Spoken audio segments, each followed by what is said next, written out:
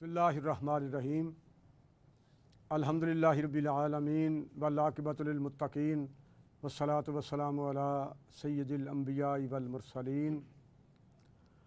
غزہ میں انسانیت سوز مظالم جاری ہیں۔ اسرائیل کھلم کھلا دہشت گردی اور نسل کشی کر رہا ہے۔ 1.5 ارب سے زائد مسلمان اور 57 اسلامی ممالک کے سربراہان خاموش تماشائی بنے بیٹھے ہیں۔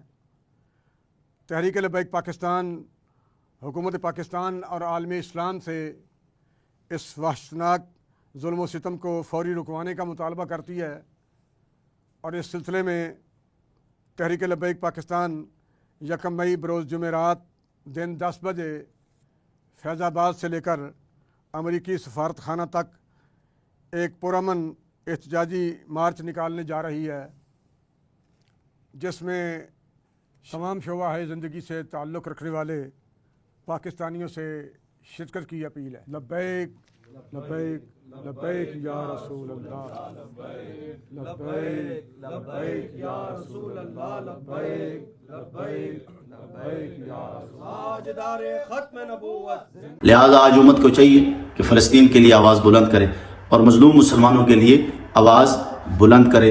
اللہ تعالی حماس کے مجاہدین کو فتح و نصرت عطا فرمائے۔